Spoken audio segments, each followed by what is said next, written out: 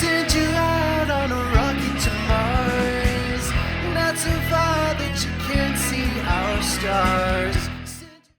Hello everyone, and welcome to another episode of Know Your Planets Bite-Sized. Today we're looking at the planet Shili in anticipation for the upcoming new season of the Clone Wars. Shili is the homeworld of the Togruta species, and we all know who the Togruta are.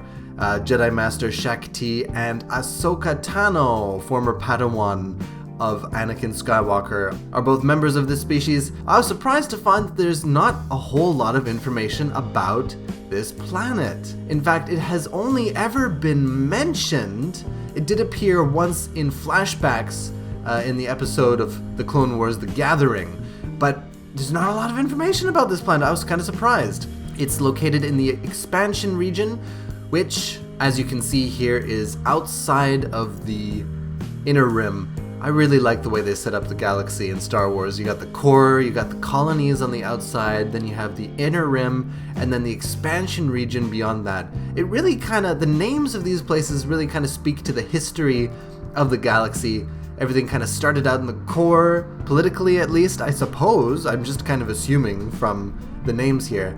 Then they started colonies, and then they had the inner rim. They're like, okay, we got a good thing going on. We're going to expand further out, and that's the expansion region. And then there's the mid rim and the outer rim, which I guess, mainline politics never really got their hands on.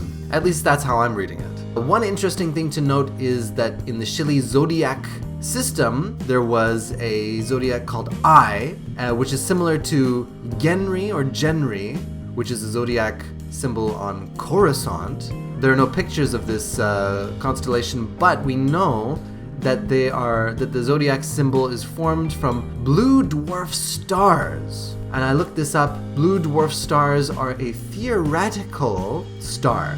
They are predicted to exist, but we haven't actually found any, just because red dwarf stars, which are supposed to precede blue dwarfs in the life cycle of a star, just last so long. We just haven't, our galaxy isn't old enough to have found any yet. Shili, even in Legends, doesn't have a lot going on. One interesting thing that I found, and this was going off on tangents here, after the Clone Wars, Kajin Savaros was sent to Shili among the Togruta healers, and the Silent to heal after Darth Vader and Probus Tesla attempted to brainwash him.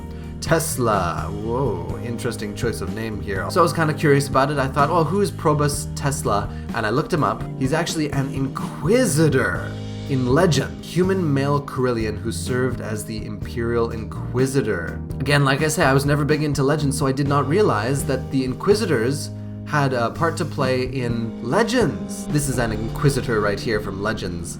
They have kind of a different feel about them. They seem to be a little bit more kind of human, although this one could be an alien too. Oh yeah, this one's an alien. But this one looks very human as well. However, the Inquisitors in the new canon, of course, I don't think there are any human Inquisitors in the new canon. Then I wondered, who is this Kajin Savaros? So I looked him up too, and he was a male human force sensitive living on Coruscant during the Great Jedi Purge. I was just curious, of course, so I looked up where he appears, and oh my gosh, he's in The Last Jedi? What? Oh, never mind. That's not what I was expecting. The Last Jedi. Some of you probably know about this. It was released in February 26, 2013. The book's original name was Jedi Dawn, but on March 2nd, 2011, Bonhoeff confirmed that the title had changed, saying, "I noted that Jedi Dawn had already been used for another book."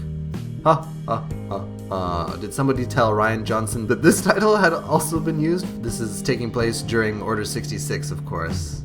That's interesting. So curious. Maybe something worth exploring in the future. Any connections between this book, The Last Jedi, and the aforementioned film. Let's continue here. There's not even that much about Togruta. We do know that there's another planet that they live on called Kiros, which appeared in the Clone Wars. One thing I really want to point out, look at this concept art for the Togruta. That's really cool looking. Really got a good mixture of like alien elements in the eyes and the forehead, and very kind of human stuff in the mouth and nose. Plus you got these really cool leku on the top. And I really dig their facial patterns. Like some of the, especially the older dudes, They got some really cool stuff, but everyone does. I mean, oh my gosh. And look at this kick-ass dress right here. Nice. They possessed many human features, such as memories. Anyway, that's all the time that we have for today. I'm gonna wrap it up. Be sure to let me know if there's another planet that you would like looked at here. It can be from Star Wars or another franchise. But until next time, may the Force be with you. Peace!